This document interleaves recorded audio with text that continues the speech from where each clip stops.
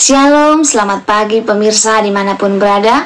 Seperti biasa sebelum melakukan aktivitas kita hari ini, kita akan mendengarkan renungan pagi dari Ibu Sitanggang. Sebelum mendengarkan renungan pagi kita pada pagi hari ini, kita sama-sama berdoa. Bapa yang baik yang bertata dalam kerajaan surga, terima kasih Tuhan buat penyertaan-Mu bagi kami pada saat ini. Sebentar Tuhan kami akan mendengarkan firman-Mu. Kiranya Tuhan memberikan roh pengertian, menjamah hati dan pikiran kami, sehingga firman-Mu ini kami boleh mengerti dan kami dapat melakukannya dalam kehidupan kami. Berkatilah pemirsa yang akan mendengarkan firman-Mu pada pagi hari ini. Berilah mereka berkat kesehatan, rezeki yang daripada-Mu. Berkati kami Tuhan sepanjang hari ini. Mohon ampun dosa pelanggaran kami, karena kami berdoa dalam nama Yesus yang menebus kami dalam dosa. Amin. Judul renungan pagi kita pada pagi hari ini, perbuatan kecil yang mengubahkan. Ayat intinya saya ambil dari 2 Raja-Raja 5 ayat 3. Sekiranya Tuanku menghadap nabi yang di Samaria itu, maka tentulah nabi itu akan menyembuhkan dia dari penyakitnya. Sejak kecil kita sudah mendengarkan, bahkan kita sudah hafal bagaimana cerita tentang Naaman, panglima penderita kusta yang disembuhkan karena membenamkan diri sebanyak 7 kali di Sungai Yordan. Meski kita mungkin udah berkali-kali mendengarkan cerita Naaman ini, tapi ada satu bagian yang kerap terlewatkan. Apa itu? Cerita tentang gadis cilik yang jadi pelayan istri Naaman. Gadis cilik inilah yang memberitahukan istri Naaman kalau Nabi Elisa bisa menyembuhkan penyakit kusta Naaman. Ada beberapa hal yang positif yang kita bisa pelajari dari gadis kecil yang namanya bahkan tidak disebutkan ini.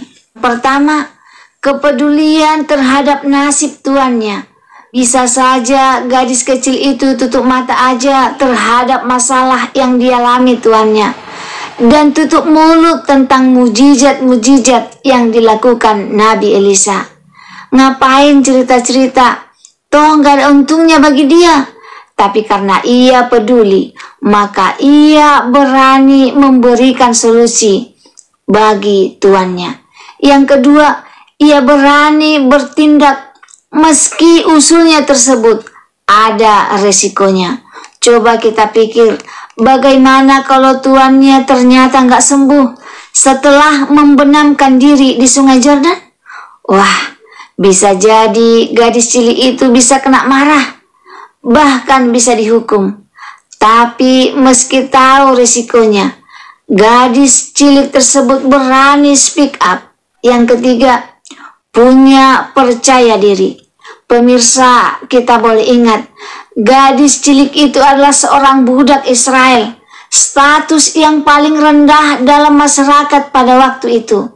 Lagi pula ia juga masih sangat muda. Jadi apa alasannya hingga seorang pemimpin yang berkuasa mau mendengarkannya? Gadis kecil itu percaya diri, dan kita patut angkat jempol padanya. Kesimpulannya adalah anak perempuan tersebut sudah melakukan perbuatan kecil yang dapat membuat perbedaan besar. Pemirsa, kita boleh mengingat, tidak ada seorang pun yang terlalu kecil untuk membuat perbedaan besar. Aku dan kamu bisa melakukannya. Kita bisa melakukan hal-hal kecil untuk membuat dunia jadi lebih baik. Maka pastikan kalau kita telah berbuat perbedaan selama kita hidup di dunia ini, jangan pernah kita meninggalkan dunia ini tanpa ada perbedaan positif yang sudah kita buat. Sebab untuk itulah kita hidup, dan untuk itulah Tuhan menciptakan kita. Pemirsa, mari kita memulai hidup dengan satu tindakan kecil yang sungguh-sungguh dapat membuat perbedaan besar. Untuk membuat perbedaan, kita tidak harus pintar, cakap atau sempurna, tapi kita hanya harus peduli kepada sesama kita. Semoga firman Tuhan pada pagi hari ini dapat menolong kita untuk mau melakukan perbuatan sekecil apapun, karena perbuatan kecil kita dapat membuat perubahan di sekeliling kita.